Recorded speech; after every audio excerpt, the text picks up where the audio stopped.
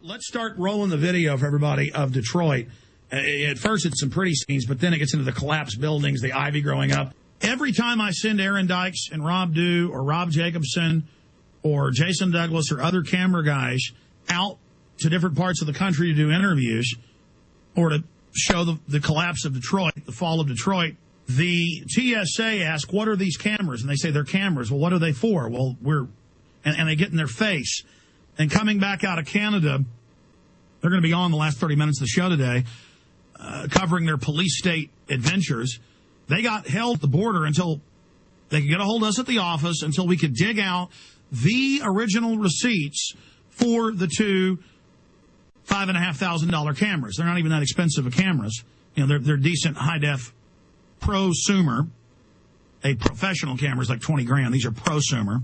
And they said, you've stolen these, and we're going to basically arrest you.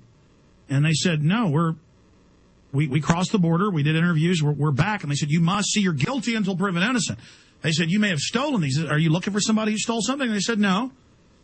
And so they got a hold of us. We had to dig it out, fax it to them, and they still barely let them go. Then they were going through another airport, and they said they had big signs up saying, here are the body scanners for your safety. And they were putting them in the naked body scanners that record a 360 view of your naked body, genitalia, everything. And Rob Dew and Aaron said no. And they said no politely to their gods. And one of the gods, one of the new leaders of the planet, grabbed Aaron by the arm. A big guy started grabbing him, saying, you will go in there. And Aaron said, no, you're not going to show my naked body. And the guy said, oh, that's not what it does. Bull. They brag. It's a biometric scan of your whole body. It's like when you go to Disney World and they want you to face scan and thumbprint to get in. Say no. Or when the grocery store wants you to thumbprint to buy food. You got to say no to this, ladies and gentlemen.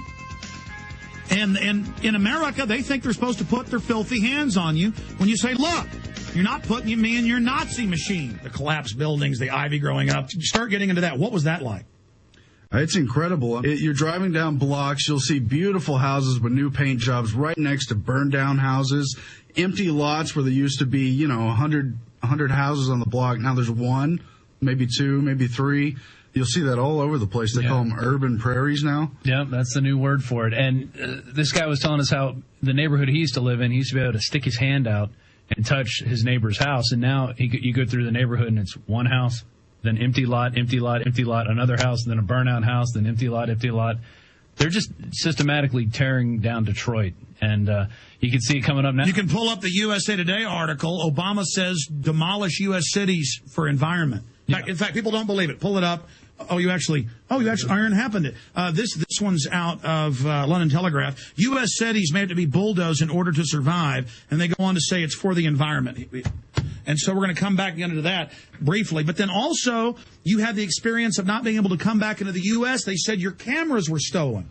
Yeah, they tried to basically set us up when we were entering Canada. Said, I can refuse you, or you can get ready to prove that you didn't smuggle those cameras in or buy them illegally in Canada or without proper authorization using the customs. Mm-hmm. So they told you that when you were leaving? Oh, yeah, they set us up for it. And indeed, they did ask when we came back. Yeah. And we were entering. So they said, prove you didn't steal the cameras in Canada, even though you were going into Canada. Right. Then they marked down your license plate, and they were waiting, because it was fun to harass a slave. That's right. To teach you to learn to serve, boy. But see, the problem is everybody knows you can only buy left-handed cameras in Canada. You're joking, huh? That's a joke. Yeah. No, but seriously, what was that like? This lady was implying that we were there. She was basically hinting that she could mess with us on any point she chooses. Yeah. Because it's an interrogation, and if they don't like your answers, then you got to answer more questions. But we'll just stay there. Let's finish up with Detroit imploding, and then they weren't going to let you go. We had to send receipts, guilty until proven innocent. Meanwhile, illegals, criminals are everywhere, Madoff stealing everything. But they got to let you know, because you are the milk cow. And they were slapping you upside the head, going, look, Elsie, I own you. So this is the adventure you had in the land of the free, home of the brave, traveling wherever you want. You know, the Soviets always talked about how they wanted to move here, to be able to travel and fly and drive. Not anymore. Not after 9/11. Everything changed. Homeland Security. We get the Homeland Security documents. It's all for us. And now they're going around to all the businesses saying, spy on everybody, spy on your neighbors. Everyone's a gun owner. John Elway says, do you own gold? Do you have guns in your house? Call the police on your neighbor. That means they're a terrorist. We have the video. These are sick control freaks and their toadies. Finishing up, though, with Canada and then a little bit more on Detroit. Let's keep rolling those images of Detroit. You said she was saying if your papers aren't in order, continue. She was preparing to set us up to pay their customs fee on the approximate value of the cameras unless we could prove exactly where and when we bought them, by serial number.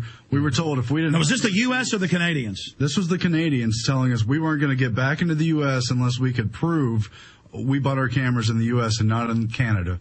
And before you left, they made the point about the camera. Yeah, and then coming back into America, they checked our papers. They asked about the cameras. Did you buy them in Canada? No. He just inspected our car and opened up everything, but he believed our story. Because his bosses carried out the attacks. Yeah. It's a global government. They all are for the same people. Another interesting thing. What did they say when the faxes came in? Did they deny those were real or anything? Well, we got the faxes in between while we were in Canada, but the last time we came through Buffalo, they detained us and didn't believe our story and made us prove various things about our paperwork and our rental car. Oh, he even asked us when we were coming back in, he goes, what were you doing in Buffalo? Yeah, so it's all in the database, of course. Yeah, they had everything on, because we were the same, too, that went in through Buffalo last time, so they had that on record. They don't want you moving. They admit that. Everybody locked down. Major towns in the U.S. don't even let you out during the day. In Arkansas and Oklahoma, they want to check you when you drive down the street, CNN. And CNN says, that's good. You need to show your papers to walk in America. It's just amazing that it's harder to get back into the country that you're a citizen of than it is to leave. But listen, when we flew into Canada that time and they detained us for 16 hours, foreigners and illegals were just, if it was a foreigner, they just bowed to them. But if it was a North American, we were scum. And I watched American businessmen and Canadian businessmen being treated like crap. Yeah, they want to know how to get their cut. Well, Canadians are good people, but they have a scumbag government. And because the Canadians have been asleep at the switch, just like we have. Now, finish up with Detroit. I mean, what was this like? I mean, you could see it looks like it's bombed out half the locations we went to. It just looks like a war zone. And this is right in downtown. They're doing this stuff everywhere. Did you have a chance to go to Flint? Yes, we did. Yeah, we had about an hour to get into Flint, and we drove around there, and it looks just as bad.